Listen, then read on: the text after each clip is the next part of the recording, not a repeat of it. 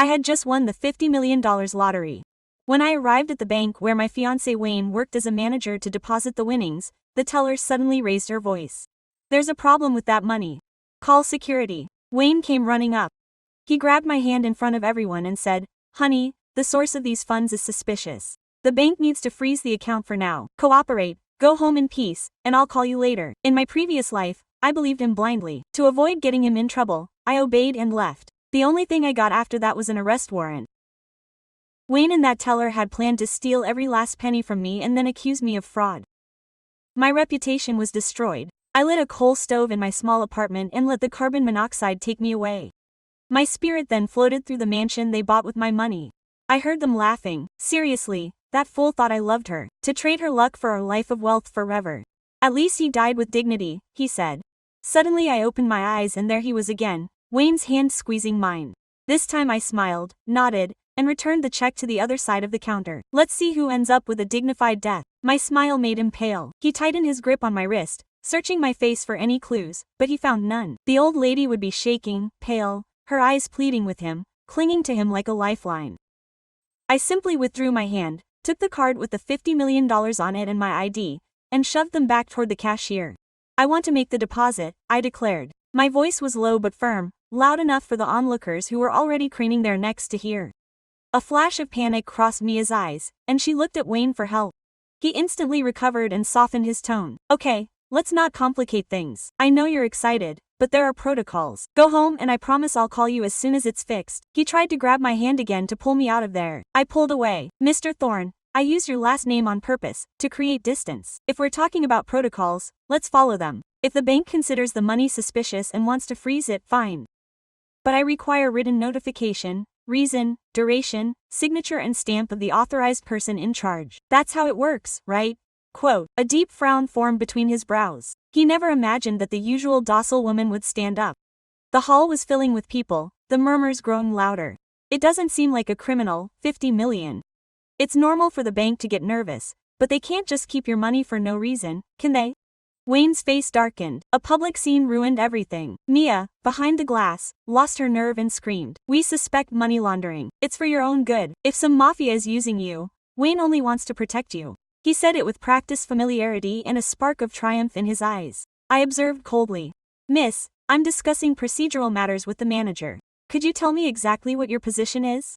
Are you authorized to label a transaction as money laundering on behalf of the entity, or does your personal relationship with Mr. Thorne give you unofficial authority?" It was like slapping her across the face. She turned red and stammered, unable to find words. Wayne, upon hearing me mention his affair, looked at me with icy eyes. He finally understood that I was no longer the same. "Abba, how can you talk about me like that? I was only trying to help. You've been so stressed," she sighed, feigning pain. "With the wedding coming up and your usual family problems, it's only natural that you're feeling insecure. So much money all at once can make anyone dizzy. Trust me, I would never hurt you." In 3 sentences, he turned me into a paranoid lunatic and him into the patient and noble boyfriend. The audience's gazes changed from compassion to distrust in seconds. I didn't reply. I turned to myself. Since the manager can't give me the required documentation, proceed with the deposit right now. If you refuse, I'll call the banking superintendents right now and file a formal complaint for illegal refusal of legitimate funds.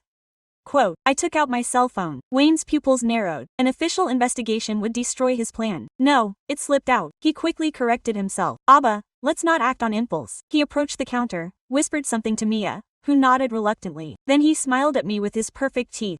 "Okay. We'll deposit first and the verification will continue. I hope you understand." "Of course," I replied. I knew I was only buying time. He would deposit the money and then, from his manager's computer, he would divert it little by little, like last time. Mia typed furiously. When the receipt came out, she stamped it angrily and threw it at me. I looked it over calmly, put it in my purse, and gave them a radiant smile. "Thank you very much." Their faces froze. I ignored them. I turned on my heel and walked out. The sun blinded me, but I had never felt so free. I took a taxi and went straight to the State Lottery Commission. Wayne, Mia, they thought the game had just begun. No, from the moment they decided to double-cross me, I had already lost. At the commission, I asked to speak to the press. Mr. Peterson greeted me. I didn't give my full name, only that my last name was Sterling and that I was the brand new winner of $50 million. "Mrs. Sterling, congratulations. How can we help you?" "I want to do an anonymous interview about how winners can protect themselves from scams and financial risks, especially when they come from within the banking system itself." Peterson's eyes lit up. It was gold, journalistic. He insinuates that he has suffered some mishap. I denied it naturally. Nothing serious, just a minor incident that prompted me to warn future winners. For example, what to do if bank employees try to illegally withhold the prize, claiming dubious origin.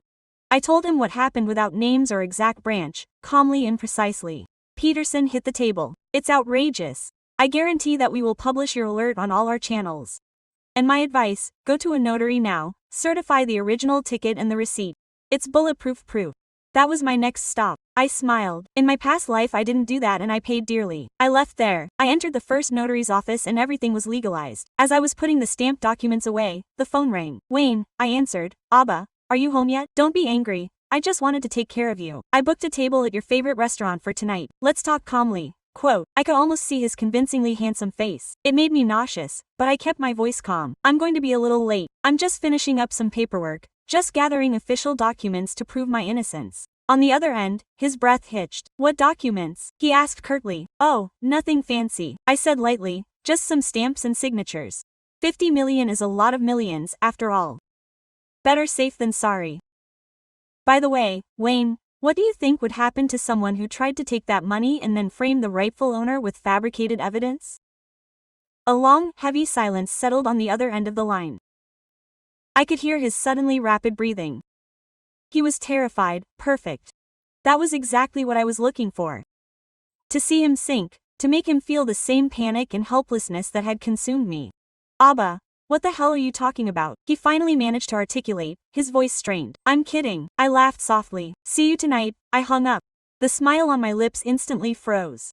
Wayne, your perfect life has just ended. I went to a coffee shop to meet another familiar face from my previous existence. Elias Vans. In my past life, he had been the only financial advisor who wanted to believe me when everything fell apart. Unfortunately, by the time I found him, it was too late. Wayne had woven such an impeccable web of lies with all the evidence pointing to me that not even Elias could save me. His last words were, Mrs. Sterling, if you could go back in time, come see me the same day you receive the money. And now here he was.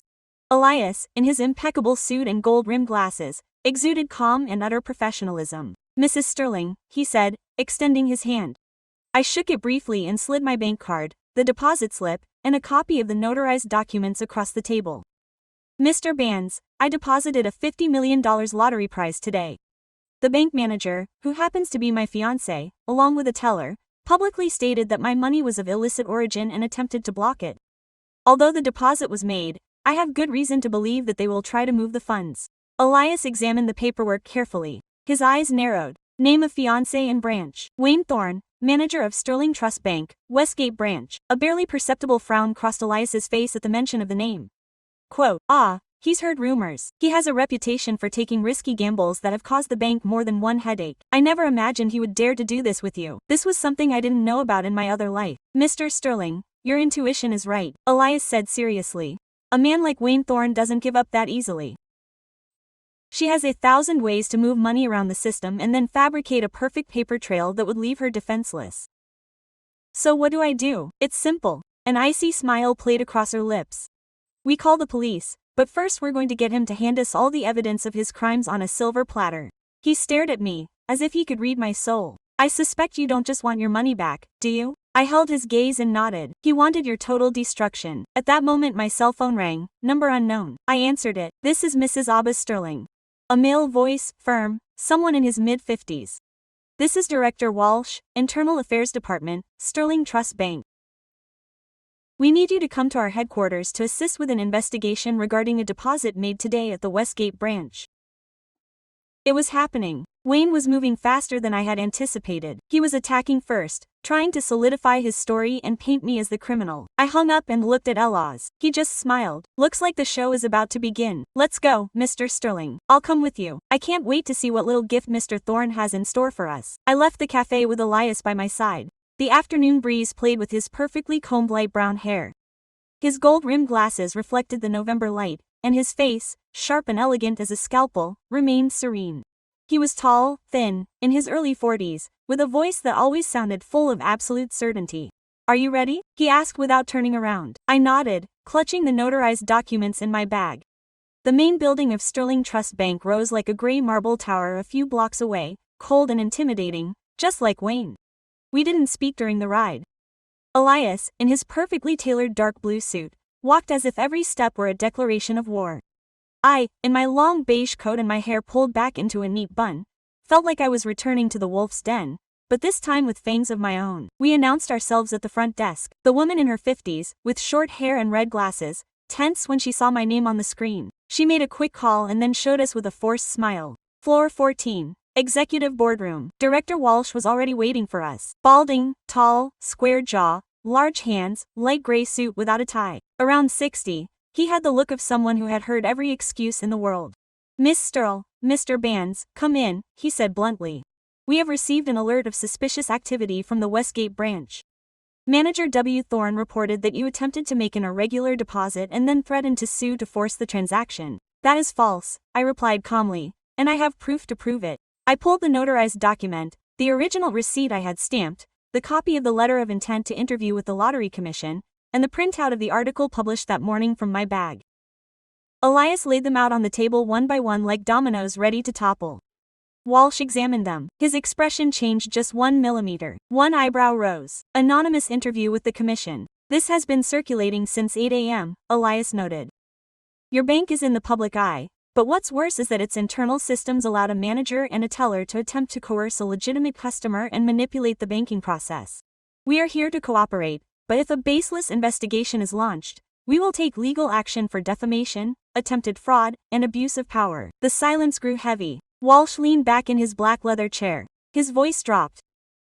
So what I'm being told is that Mr. Thorne filed this complaint after you rejected his attempt to withhold the money. Exactly, I said. I have witnesses, people in the bank, cameras in the lobby, even the teller's demeanor will corroborate it. Walsh took a deep breath, picked up his phone, and dialed for the Westgate lobby footage from yesterday to be reviewed and for the audit team to log into the internal network now. Start with the movements of Mia Dalton and Wayne Thorne. He looked at Elias. You're formally invited to participate in the audit, but if any of this is confirmed, I assure you the bank will not protect anyone.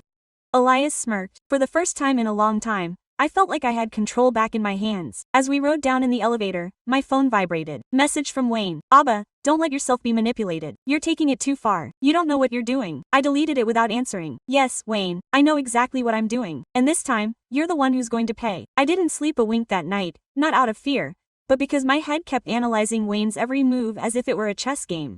I knew he wouldn't stand still. In his previous life, he'd covered his tracks with surgical precision. This time, I was one step ahead, but I still couldn't let my guard down. At 8 a.m. sharp, Elias picked me up in front of my new apartment, a simple but elegant third-floor flat in a building with large windows and plenty of light. I had left the house I shared with Wayne as if burning a bridge forever. The curtain starts to rise today, Elias said as he adjusted his watch. The audit started at dawn, and I have something that's going to interest you. He handed me a folder inside, a printout of an email from Mia Dalton. Recipient, Wayne Thorne. Subject, movement approved and confirmed on internal basis. Time, 20 minutes after my deposit. I read every line. It was an internal order signed by me with Wayne's authorization, requesting the review of suspicious funds in an unidentified account using an audit code that didn't exist. It's illegal, I whispered, and the worst part, Elias added, was that it was sent from his corporate email. We delivered it to the internal team last night. Walsh hasn't said anything yet, but he won't be able to turn a blind eye. At 10, the notification arrived. Mia had been temporarily suspended. The email was genuine. Sterling Trust wanted to wash its hands of it as soon as possible. The rift had already opened. I knew what that meant. Mia would be the first to fall. Wayne, on the other hand, was still intact and I had no doubt that he would use her as a shield, as he had in his past life. At noon, the phone rang. Number hidden. Ah, I recognized his voice instantly. Mia, what do you want? Just listen to me, please. I need to talk to you. Not for Wayne, for me. His voice was shaking. All the arrogance was gone. It sounded broken, human. I hesitated for 5 minutes in person. I'll tell you something that might help you. I'm in the parking lot behind the branch. I don't have much time. I hung up. Elias watched me warily as I silently picked up my coat. Are you absolutely sure? No, I admitted, but it's already starting to crack. I have to gauge how far she's willing to give in. The parking lot was practically deserted. Mia waited there alone, a gray scarf covering half her face, her blonde hair tied back in a ponytail, no trace of makeup, dark circles under her eyes that looked like wells. There was hardly anything left of that arrogant woman from before. "Thanks for showing up," she murmured without looking up. "I didn't come to justify it. I just want to get out of this alive." "Alive?" I repeated incredulously. Wayne isn't just a manipulator. He's done it before, and it didn't always end in court. He knows how to wipe people off the map. Not literally, don't get me wrong, but professionally, socially, emotionally. He annihilates. That's how he succeeds. She spoke hurriedly, looking around as if she expected someone to watch us from the shadows. "Why are you telling me this now?" "Because I realized I'm next. Yesterday, after the audit, he summoned me to his office, forced me to delete all my emails, yelled at me, threatened to ruin my life if I opened my mouth. He said he had proof of documents I had signed without realizing it." He stopped and took a deep breath. "I know I messed up, I betrayed you. I was part of something disgusting, but there's something you don't know. When he started dating you, he already had full access to your accounts. He had everything figured out." My blood ran cold. "What exactly did you know? What did you get out of this?" He lowered his voice to a whisper. "Someone on the committee was feeding him information. He knew you were going to collect $1 million prize. He didn't know how much, but he found out before you did. It was all orchestrated. The courtship, the romantic dinners, the proposal, the promised wedding, everything." I felt my stomach turn. No matter how much I had prepared myself, no matter how much I knew Wayne was a con man, hearing that even his supposed love had been a setup turned my guts. "Do you have proof?" "Some, not much, but I can help you get more. Just cover my back. I don't trust you, Mia, nor should you, but don't trust anyone but yourself either." She pulled her scarf back up, as if she'd already said too much. She left without waiting for me to answer. I stood there alone, the icy wind whipping across my face and a new truth cutting between my shoulder blades like a knife. Wayne had begun manipulating me long before I knew I was a millionaire. It wasn't just any betrayal, it was a surgical operation. I returned to the apartment with Mia's words bouncing around in my skull like a poisonous echo. "Wayne knew you were going to win. Every touch, every oath, every kiss on the forehead had been a masterstroke. None of it was real. Not even the sweetest memories." I was about to dial Elias's number, but he told me to. I made myself a coffee, sat by the window, and turned on the TV. It was mid-afternoon when it appeared. "Anonymous lottery winner reports attempted bank fraud."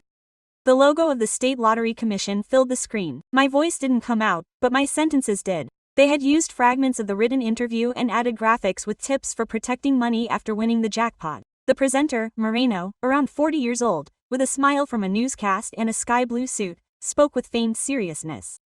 According to sources, the winner had been pressured by bank employees when she tried to deposit the prize. Although the entity has not yet been identified, the commission has already launched a national campaign to guide future millionaires. In minutes, it exploded on social media. Lottery fraud and Prupra, brave winner, became a trend. I received screenshots from acquaintances, messages from former classmates, calls from unknown numbers. I didn't answer anything. I just waited for the next move. At 6 o'clock sharp, Elias's cell phone rang. We were in his minimalist office, with light wood shelves, a gray carpet, and a plant that looked real.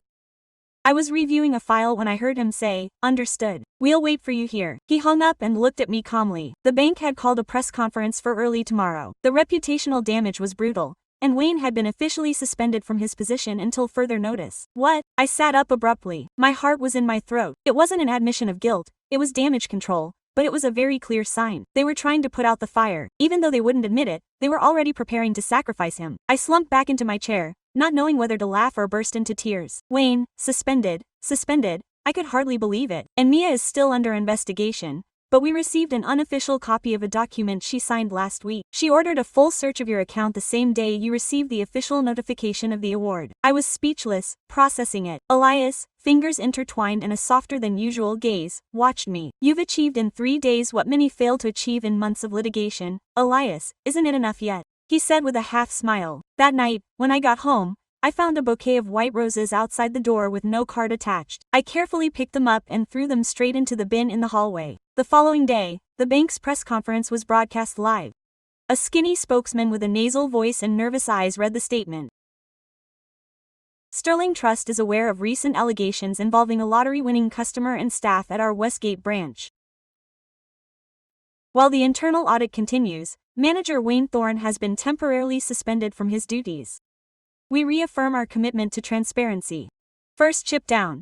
Wayne, the untouchable, the charmer with the easy smile and impeccable suits, had been publicly dismissed, although without naming him, everyone knew who he was. The internet did the rest. Financial blogs, forums, opinion videos, some with false information, others dangerously accurate. The next afternoon I got a video call. It was Marla, a former bank employee, light brown skin, about 50 years old, thick glasses, soft voice. "Abba, you may not remember me, but I worked with Wayne for many years. I watched him destroy careers. He and Mia were a perfectly oiled machine, but I also know that he kept documents on his personal computer that should never have been there." "How do you know?" "Because he asked me to print them out for him. I saw them. Pre-dated transfer orders, client names, transactions that didn't add up. Do you have copies?" "Just in case. I never told anyone, but if it helps sink him once and for all, here I am." I hung up with my throat tight. Another crack, another voice, another witness. Like in chess, a single move can turn the entire board upside down. I was no longer a pawn, I was the queen, and he had been left defenseless. The flowers were the last romantic gesture I would receive from Wayne in this life. At another time I would have cried when I saw them. This time I recognized them for what they were, a perfumed rope, and I was not going to wear it again. That same morning I contacted a lawyer that Elias recommended to me, Cassandra Leon, cinnamon skin, black hair cut to shoulder length, firm lips, and a way of speaking that made you feel like a winner before you even stepped foot in court. Quote, "I'm glad you came," she said as she flipped through my folder and adjusted her reading glasses. "Everything is in order. You are not legally married to Thorne, but there is a signed commitment. If you signed any joint property agreements or joint accounts, I never gave him access to my main account. We only had a joint one for minor expenses. It's closed," I clarified. "Perfect. The commitment is cancelled with a simple signed notice, but the important thing is not the paper. It is what he will try to use against you in public. If you leave him as a betrayed man, you need to dominate the narrative." I nodded. Cassandra helped me draft a formal, cool, polite letter announcing the breakup and demanding an immediate end to all personal or financial contact. Finally, she handed me her pen. "Ready," I signed with a calm that surprised even me. I broke up with Wayne in a single line. I walked out of his office, the cold air hitting my face. I was no longer shaking, no longer hesitating. Instead of going home, I took a detour. I went to the bank, but not to the Westgate branch, but to another one, in the Alaminos financial district, far from the circus, where no one knew me. I stood at the front window with steely resolve. "Good morning. I wish to transfer the entire balance of this account to another institution. Here is the documentation." The girl who helped me, blonde, early 20s, lavender nails, opened her eyes wide. "The entire amount wants to be closed from the account." "Exactly. And I need written confirmation that the closure is my request, without any third-party intervention. Signed." He hesitated, nodded, and they offered me a private room. Half an hour later, my money was on its way to a new, bulletproof bank recommended by Elias. I felt like I had just pulled the wolf's teeth. That night Wayne called. I didn't answer. He called 5 more times. Then he left a voicemail. "Oh man, this is getting out of hand. Seriously, are you going to keep this up? I deserve to talk, to give me at least a minute to explain myself. I always looked out for you." I blocked him. My silence was all the response he got. The next morning, the news was full of nothing else. The bank's impromptu conference, anonymous leaks pouring in one after another, the internal storm that threatened to sink everything. Sterling Trust was rocking like a leaky ship. Wayne, now suspended from his position, watched his support evaporate one by one. Around noon, the phone rang with a call I never imagined I would receive. It was my mother, Abba. I saw it all on the news. Her voice was still soft, but it was broken by the years and by scars that never fully healed. Months had gone by without us exchanging a word. Our relationship had always been a terrain full of invisible traps. "I'm fine, Mom," I replied with a tight throat. "I just wanted to tell you that I'm proud of you. You always thought you weren't strong enough, but you were wrong, and so was I." The conversation didn't even last 5 minutes, but it was enough to heal an old wound, not to keep me locked up in it, but to leave it behind once and for all. As evening fell, Elias sent me a brief message. "Done. Money transferred, completely sealed. No one will be able to touch it." I collapsed on the couch with my phone in one hand and a glass of red wine in the other. For the first time, the silence didn't sound like a threat, it sounded like a truce, like true calm. Wayne no longer had my fortune, my name, or any power over me. The new message arrived as an encrypted email from an unknown account. Subject: I know exactly what Wayne did. Inside was just a phone number. The warning: don't call from your regular line, and a location: a tiny, almost secret coffee shop in the old town. I forwarded everything to Elias. His reply was a single word: "I'm coming." At 5 o'clock we took a table by the window. I ordered jasmine tea. He had a double espresso, more tense than usual, his light brown hair ruffled by the breeze, his eyes behind his gold-rimmed glasses sharper than ever. "Whoever this person is knows how to navigate the shadows," he murmured. "That IP uses military-grade encryption. This isn't just anyone." A few minutes later the door opened and in walked a small, thin woman in her early 30s, curly hair tied back, dark glasses.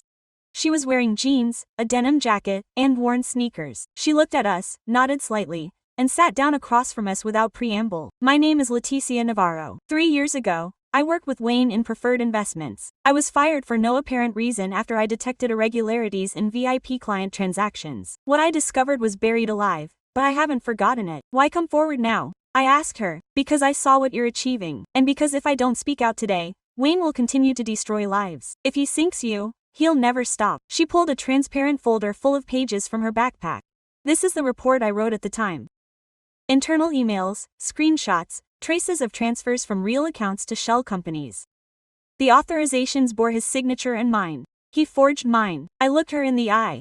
Her voice didn't waver, although her fingers kept twisting the hem of her sleeve. It was nerves, yes, but also pure determination. I tried to report it to Human Resources. They told me there was nothing. I went to the police. Without physical evidence, they wouldn't take me seriously. I kept all this, hoping that one day it would be useful. Elias reviewed the papers in silence. Do you realize what this means? He asked in a neutral voice. It could change everything, but it also puts you in the center of the hurricane. Leticia took off her glasses. Her eyes were dark, steady, serene. I have nothing left to protect. They took away my career, my years, my dignity. If I can at least get my name back, it will be worth it. And if that son of a goes down in the process, all the better. I didn't know whether to cry or stand up and applaud. I felt a mixture of admiration and an old rage that merged with my own. Thank you, I said without further ado. We're not going to leave you alone. I promise. I know. That's why I came looking for you.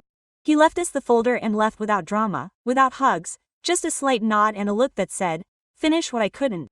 Back in the office, Elias pointed to a specific sheet of paper. Look at this email from 3 years ago. Wayne writing to a certain Chi Milton. That name matches one of the shell companies they used to handle Mia's money, he explained. If we can prove that Wayne already had a history of internal fraud and that Sterling Trust covered it up, we'll go from a banking complaint to a federal criminal complaint, and Leticia, if she agrees to testify, will be the star witness. I leaned back in my chair. My pulse was pounding, but it wasn't fear anymore, it was home. The trap was closing. Wayne had left traces in the past, and now those traces had a name and a voice. Leticia wasn't just another victim. She was my secret weapon, the key he never thought anyone would keep.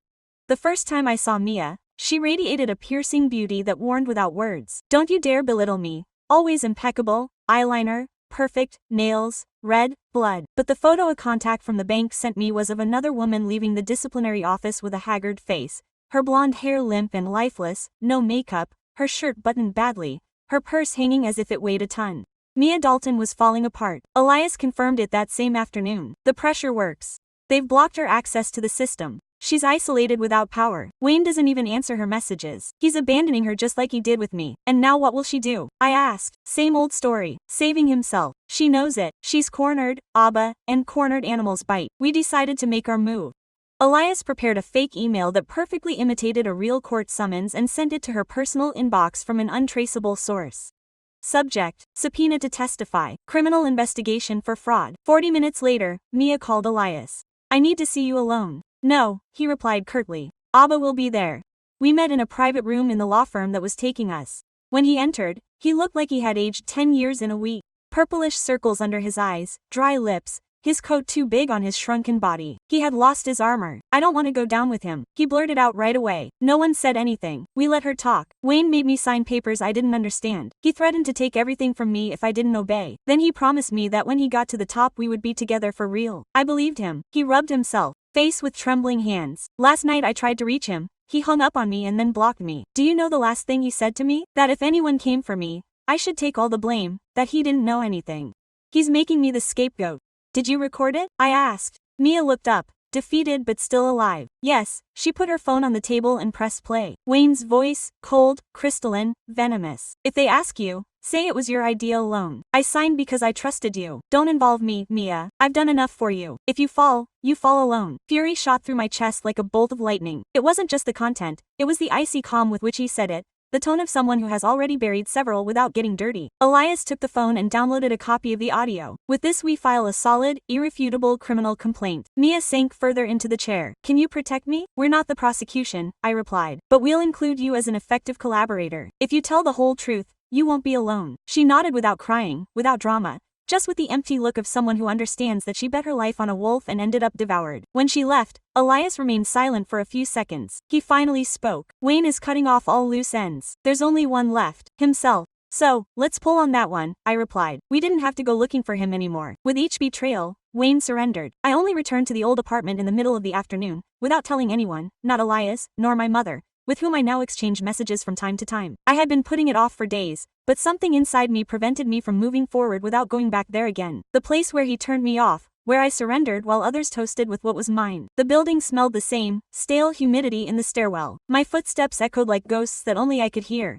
I went up to the third floor and stopped in front of the peeling door. Apartment 3C. No one had rented it since. I still had the keys. I never returned them. No one claimed them. The lock clicked shut with a shaky click. The interior was a capsule frozen in time. The old couch with its gray blanket thrown haphazardly, the small mirror in the hall, the faintest marks on the wall where paintings had once hung that I had taken down when all hope had given up. The silence weighed like lead, as if the walls remembered. I walked to the kitchen, the exact spot where I had lit the coal stove, where I had decided to disappear. I closed my eyes. For a second the smell of gas returned, even though I knew it was impossible. I leaned against the wall and let the memory hit me whole. The exhaustion, the betrayal, the guilt, the letter I never wrote, the call Wayne never made. When did I think my life was worth less than his lie? I turned, startled. Elias stood in the doorway, panting, his hair disheveled, and he looked like he'd run all the way there. How did you find me? We tracked your phone. Your GPS was on. When you stopped answering messages, he came. Shouldn't you be here? Yes, you should be. He came in without warning and closed the door softly. He walked slowly until he reached my side. He looked at me, not with reproach, but with an empathy that hurt. This place, he murmured as he looked around at every corner. This is it, isn't it? I nodded. I didn't have the strength to invent anything. I died here, I whispered. Not with my body, not in this timeline, but in another. At this very point I lost trust in everything, in myself, in justice, in love. I let myself fade away. Elias didn't answer. He just sat on the floor next to me, quiet, not pressing, not invading. After a few minutes, I broke the silence. I don't know if I'll ever be able to believe in anyone again. Any kind gesture seems like a mask to me. Any nice words, a trap. You don't have to trust me, he said finally. Just let me be close, nothing more. Not to rescue you, just to be with you while you put yourself back together. I turned to him. For the first time, I saw beyond the cold, precise consultant. I saw the man who had been there from the beginning, without demanding anything, with honey-colored eyes that didn't see me as a victim or a broken woman, but as a real person. I didn't kiss him, nor did he kiss me. I just rested my head on his shoulder and for a few moments, the past didn't weigh so heavily. When I went outside, the air seemed clearer. I had looked the ghost in the face and was still breathing. Wayne never knew how to handle losing control. He was one of those men who, when he felt the sand slipping through his fingers, squeezed harder, convinced that this would stop the inevitable. That morning, Elias received a notice from our contact on the audit team. Wayne had requested a private meeting with Mia in an office building outside the bank, with no registration, no official appointment. He's desperate, Elias said, sliding his phone across the table. He'll try to silence her. The good thing is Mia warned us. She wants to record everything. She's scared and angry, and that's the most dangerous combination there is. The meeting was set up in an empty office in an old building on the south side. Elias equipped Mia with a hidden microphone connected directly to her phone. Live recording. She went in alone. We waited across the street in a discreet car with the audio coming through Elias' headphones. They're already in, he whispered. Listen. Wayne's voice was clear, polished, toxic as ever. Mia, we have to fix this. If you don't do the right thing, you go down with me. Do you understand? I need you to stop talking, to stop collaborating with them. Can I still protect you? Protect me? His voice shook, but not with fear. It was suppressed rage. You threatened me. You blocked me. You abandoned me. You're upset. You always were. That's why you always had to follow me. You didn't lead me, Wayne. You used me. Everything I did was for both of us. You knew that from day one. If you go down, at least do it with dignity. I'm not going to let you destroy everything because of some resentful, martyr-like woman. The silence that followed was glacial, and then there was a sharp thud, a clear slap. Mia emerged from the building 5 minutes later. She was pale, but standing tall. He stared at us from the sidewalk but didn't come closer. He just held up his hand with the phone. Recording complete. Evidence secured. That same day, Mia filed a formal statement with the bank's auditors, attaching the audio. There was no turning back now. Sterling Trust could no longer pretend impartiality. The next morning, the headlines screamed bank CEO investigated for attempted witness tampering in fraud case. Wayne's name was in big letters for the first time, but the real break came in the dark. I got a message from Marla, the former employee who had passed us the initial documents. The disciplinary committee met earlier today. All the executives still covering for him stepped aside. He's all alone. I opened the attachment. An official notification. Wayne Thorne, terminated from Sterling Trust. Immediate isolation, suspension of benefits, investigation ongoing. No public outcry, no cameras, no cops at the door.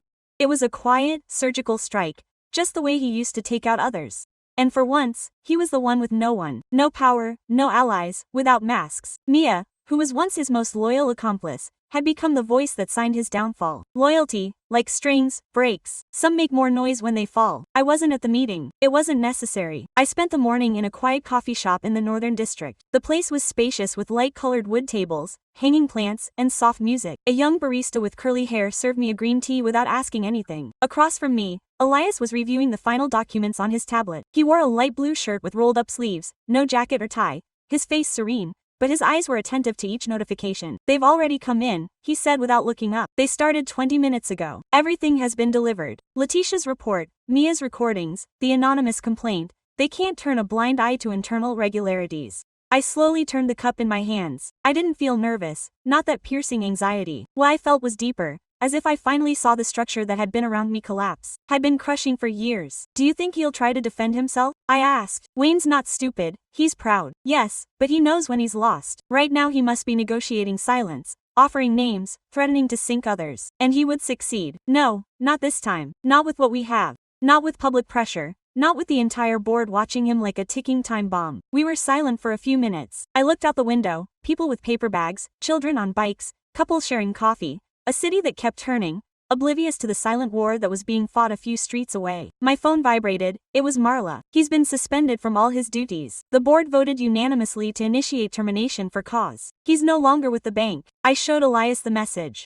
He smiled without euphoria, with the calm of someone who knows the job is well done. "Mia will be treated as a collaborator. She won't get away with it, but she'll have a legal way out. Leticia is now under the protection of the ethics team, and your name is completely cleared. You are erased from all mention of the case. You are not being investigated. You are a witness and a complainant." Relief mixed with justice ran through my chest. It wasn't triumph, it was liberation. I looked up. Elias was watching me. "What's wrong? You breathe differently," he said differently, like someone who no longer expected everything to collapse. I laughed, lowering my gaze. For the first time, I did it lightly. I no longer wanted revenge, just to close the door. In the middle of the afternoon, the last email arrived. An official notice signed by the Executive Committee of Sterling Trust. They notified Wayne Thorne of his immediate dismissal, his lifetime ban from holding banking positions, and the initiation of criminal proceedings for fraud, abuse of power, and internal manipulation. The note was short, cold, impeccable, an ending without applause, without tears, without spectacle, exactly as I wanted it. That night, Elias accompanied me home. He went up to the entrance with me. "Do you want to come in?" I asked without thinking much about it. He hesitated, then smiled. "Not yet, but thank you." He kissed me.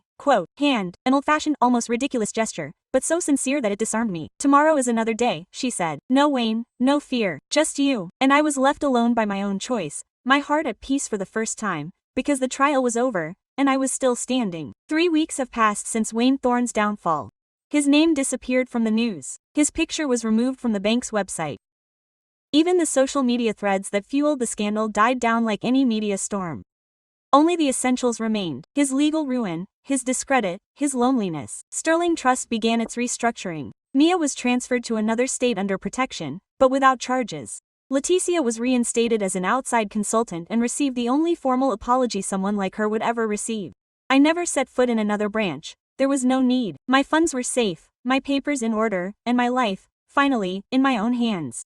That morning I was in the lobby of a fancy cultural center where I was to give the first talk I had ever been invited to as a lottery winner and survivor of financial fraud. I didn't like those labels, but I understood their usefulness. If my story could prevent others from falling into the same trap, it was worth telling. I stepped onto the small stage, a medium-sized room with white chairs and soft lighting. It wasn't a large audience, but it didn't matter. About 20 people, all with one thing in common: the need to know they weren't alone. "Good afternoon," I began in a firm voice. "My name is Ada Sterling, and this is the story of how I almost lost everything through blind trust, but also of how I recovered step by step. Not just my money, but also my identity." The talk lasted exactly 40 minutes. When it ended, no one applauded immediately. There was a thick silence of respect. Then, an older, thin woman with white hair tied in a bun stood up and applauded. The others followed her one by one. As I left the room, Elias was waiting for me. Light gray suit, gold glasses, no tie, his face more relaxed than ever. He was holding 2 coffees in his hand, one for me. "How did it go?" he asked. "I think it went well," I replied, though I don't want to become a public figure. Too late for that, Mrs. Sterling. Don't call me that. It makes me feel like I own an empire. You are, he said with a half smile. We walked down the avenue together. He didn't ask if I wanted dinner or if he could hold my hand. There was no need. He knew me well enough to know that I would make it if I chose to. We stopped at a traffic light. The city was buzzing, but I just looked at him. Thank you, I said, for not trying to save me, for keeping me company while I did it myself. I always knew you could do it, he replied. You just needed no one else to clip your wings, I laughed. Then, without another word, I intertwined my fingers with his. It wasn't dramatic, it was simple, genuine. We were two people who had crossed paths in the midst of chaos and had decided to continue walking together, not out of obligation, not out of redemption, simply because they wanted to. At the end of the day, I returned home, to my space, with my name clear, my history closed, and my future open. I was no longer seeking revenge.